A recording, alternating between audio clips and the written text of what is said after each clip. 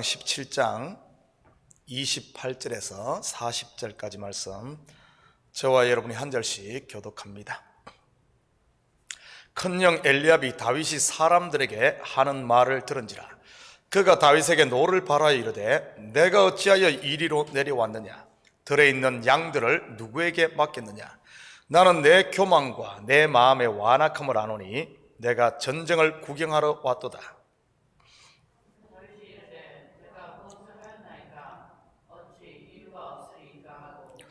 돌아서서 다른 사람을 향하여 전과 같이 말하며 백성이 전과 같이 대답하니라.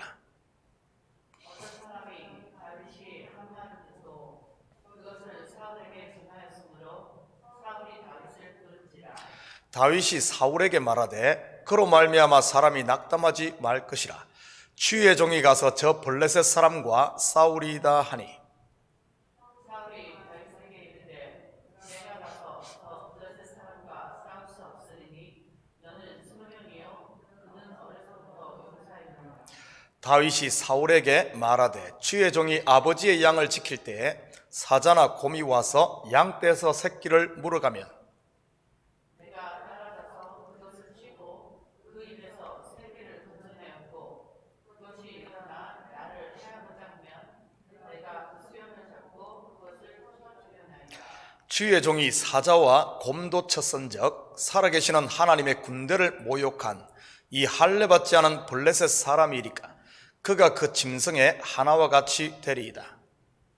또 다윗이 이르되, 여호와께서 나를 사자의 발톱과 곰의 발톱에서 건져내셨은즉 나를 이 블레셋 사람의 손에서도 건져내리이다. 사울이 다윗에게 이르되, 가라, 여호와께서 너와 함께 계시기를 원하노라. 이에 사울이 자기 군복을 다윗에게 입히고 노투구를 그의 머리에 씌우고 또 그에게 갑옷을 입히매 다윗이 팔을 군복 위에 뚫고는 익숙하지 못함으로 시험적으로 걸어보다가 사울에게 말하되, 익숙하지 못하니 이것을 입고 가지 못하겠나이다 하고 보고 함께 읽겠습니다.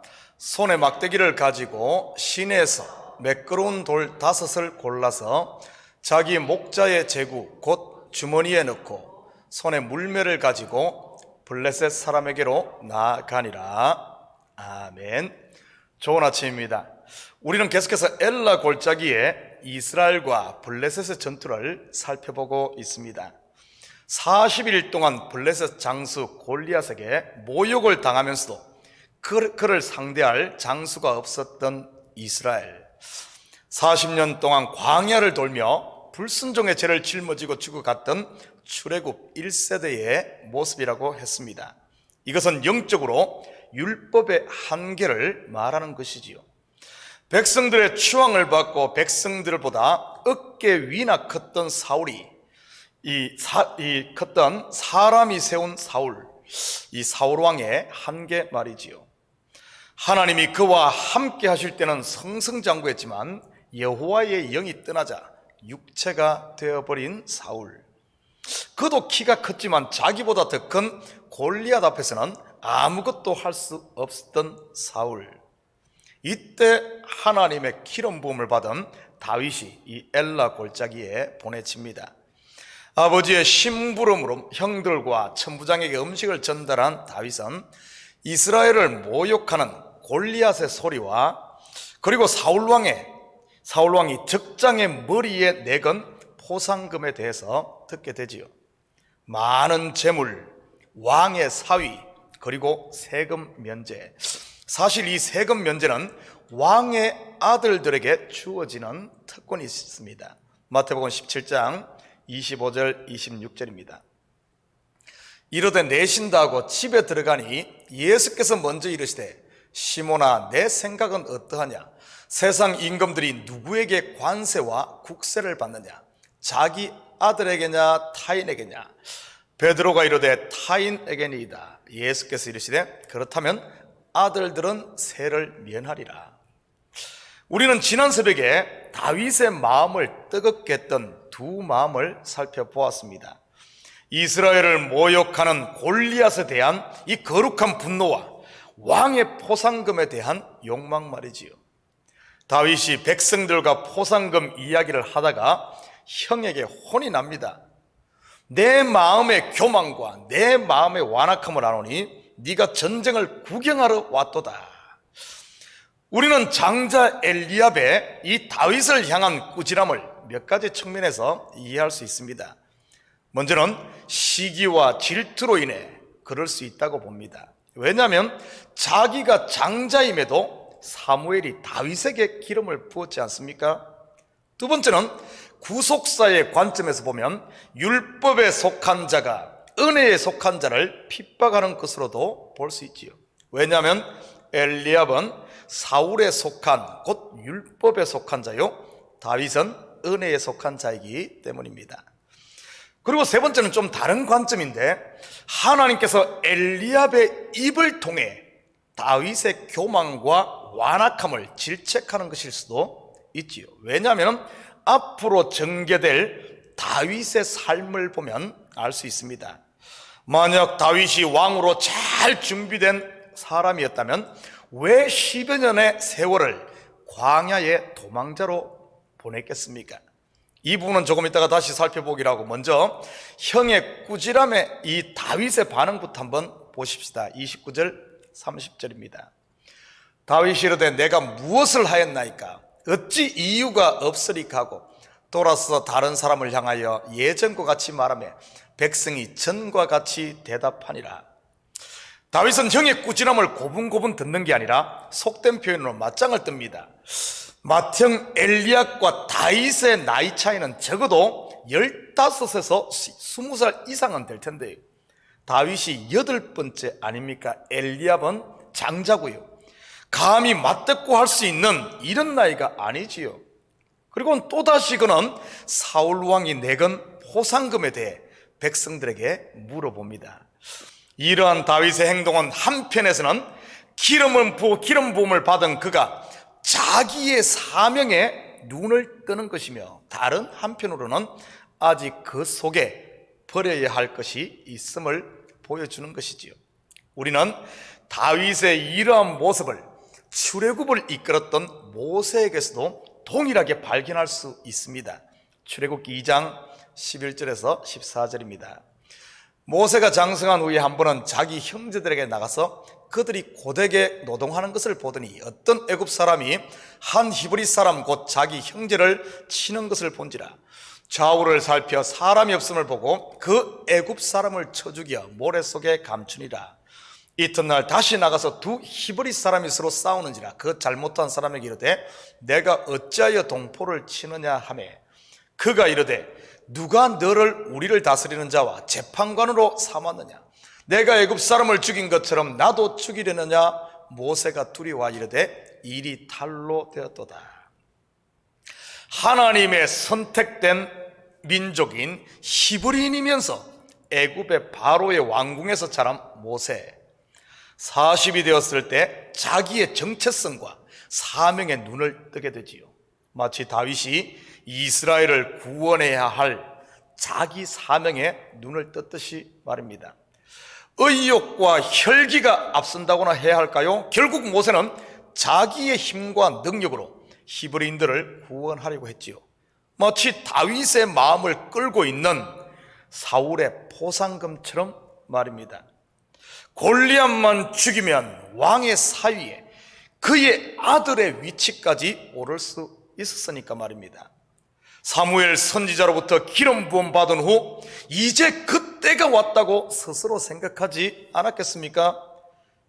결국 모세는 어떻게 됩니까? 자기에게 있는 힘과 권세면은 자기 동족 히브리인들을 구원할 줄 알았는데 오히려 히브리인들에게조차 배척을 당하네요. 그리고는 결국 왕에게까지 들통이 나고 하루아침에 광야에 도망자가 되고 말지요. 다윗도 모세와 같은 이 과정을 그대로 거칩니다. 골리앗을 죽이고 전쟁 영웅이 되고 승승장구하는 것 같았는데 결국 가장 낮은 사망의 엄청난 골짜기를 걷게 되지요. 나중에는 이스라엘에 숨을 곳이 없어 적국인 블레셋까지 망령하게 됩니다. 모세와 다윗을 통해 성경은 무엇을 말하고자 하는 것일까요? 애굽의 왕자면, 골리앗을 죽인 전쟁 영웅이면 하나님의 일을 멋지게 할 줄 알았는데 오히려 자기들이 할 수 있는 것이 아무것도 할 수 없다는 것을, 아무것도 못한다는 것을 뼈저리게 경험하게 되지요. 그런데 신기하게도 그들이 아무것도 할 수 없다고 스스로 고백하는 그때에 하나님은 이들을 불러 하나님의 일을 맡김을 볼 수 있습니다. 80이 된 광야의 양치기 모세를, 그리고 적국 블레셋의 망명에 있는 겁쟁이 다윗을 불러서 말이지요. 보낼 자를 보내소서, 나는 아닙니다 할 때에 말이지요. 무엇을 말하는 것일까요? 바로 하나님의 구원은 사람의 힘이나 의지가 아닌 하나님에 의해서만 된다는 것을 보여주는 것이지요. 진짜 신앙생활이 무엇인 줄 아십니까? 바로 나의 힘을 빼는 것입니다. 혹시 하는 일마다 안 풀리시는 분 계신가요? 될 듯 하면서 말이지요. 혹시 내 힘이 너무 들어가서 그런 것은 아닌지 한번 돌아보았으면 좋겠습니다. 결국 다윗의 말이 사울 왕에게 전달되고 그는 사울 앞에 불려갑니다. 그리고는 자신이 골리앗과 싸우겠다고 자원하지요. 33절입니다. 사울이 다윗에게 이르되 내가 가서 저 블레셋 사람과 싸울 수 없으리니 너는 소년이요 그는 어려서부터 용사임이니라. 우리는 여기서 사울 왕의 시각을 다시 한 번 더 확인할 수 있습니다. 눈에 보이는 외적인 요인만을 바라보고 있지요. 우리는 앞에서 하나님께서 사무엘에게 하신 말씀이 무엇입니까? 사람은 외모를 보거니와 나 여호와는 중심을 보시느니라고 이지요. 그렇다면 우리의 시각은 어떨까요? 하나님이 바라보시는 믿음의 시각입니까? 아니면 사울의 시각입니까? 우리가 교회에서 성도들을 바라보는 시각은 어떨까요? 예수 그리스도께서 핏값으로 산 존귀하고 소중한 하나님의 자녀들로 보이십니까? 아니면 나보다 잘나 보이는 사람은 시기와 질투의 대상, 비슷해 보이는 성도는 경쟁의 대상, 나보다 좀 못해 보이면 무시의 대상으로 보지는 않습니까? 세상을 바라보는 시각은요, 죄악으로 가득한 세상, 하늘에서 불을 내려 다 썰어버릴 세상으로 보입니까? 아니면 어둠 속에서 방황하고 있는 길 잃은 불쌍한 양들로 보입니까? 그렇다면 다윗은 이 사울 왕의 불신을 어떻게 극복했을까요? 37절입니다. 또 다윗이 이르되 여호와께서 나를 사자의 발톱과 곰의 발톱에서 건져내셨은즉 나를 이 블레셋 사람의 손에서도 건져내시리다. 사울이 다윗에게 이르되 가라, 여호와께서 너와 함께 계시기를 원하노라. 바로 그의 신앙 고백과 믿음의 선포입니다. 그의 일상 속에서 역사하신 하나님 말이지요. 그는 양치기였지 않습니까? 당시에는 양떼들을 산이나 들에 방목을 했기에 많은 크고 작은 위험이 있었습니다. 길을 잃은 양도 있었을 것이고 꼴을 찾지 못해 방황한 적도 있었을 것입니다. 또한 본문의 다윗의 고백처럼 들짐승의 공격도 수도 없이 많았겠지요. 다윗은 자기의 일상의 삶에 역사하신 하나님의 도움을 몸소 체득했던 사람입니다. 우리의 일상도 매 한 가지 아닙니까?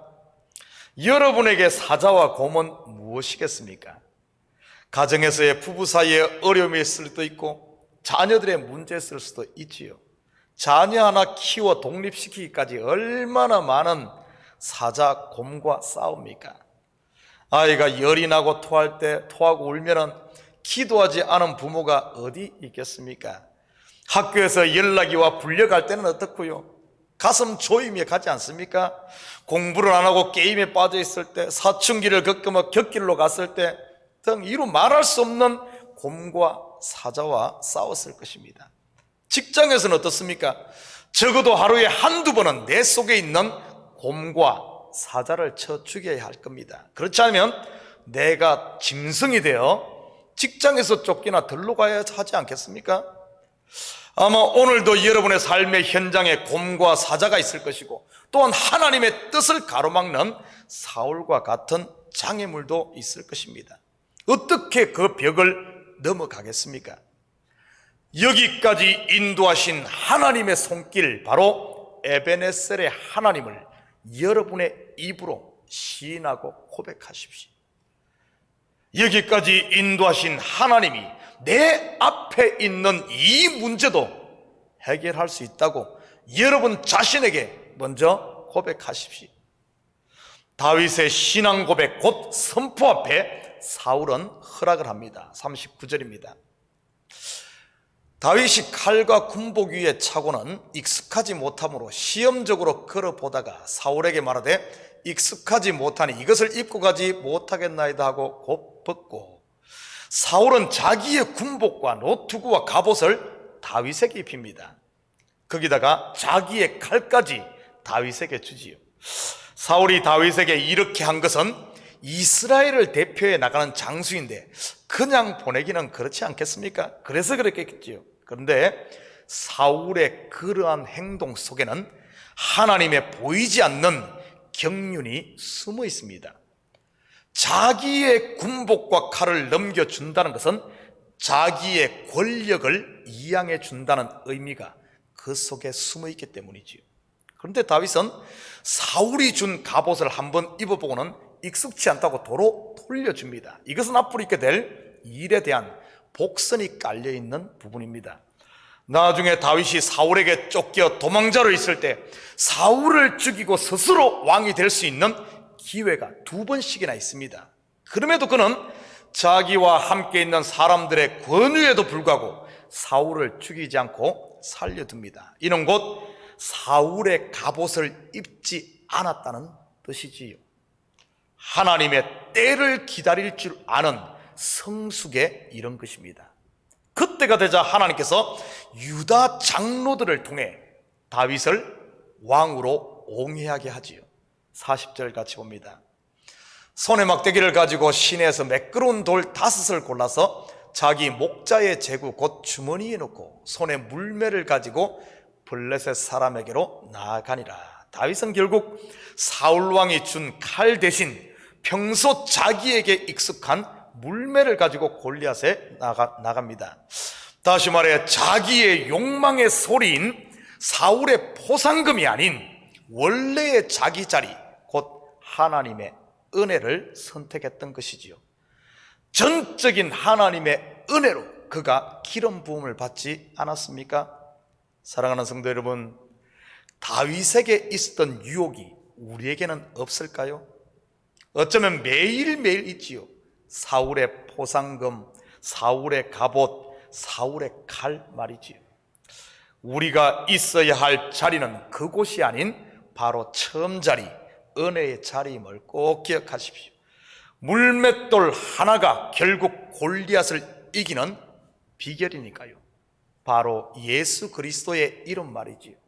오늘 하루도 이 은혜의 날개 안에서 우리가 가진 분명한 신앙 고백을 통해 여러분 앞에 있는 크고 작은 문제 앞에서 굴하지 마시고 믿음으로 승리하는 복된 하루가 되시기를 주님의 이름으로 축복합니다. 같이 기도합니다.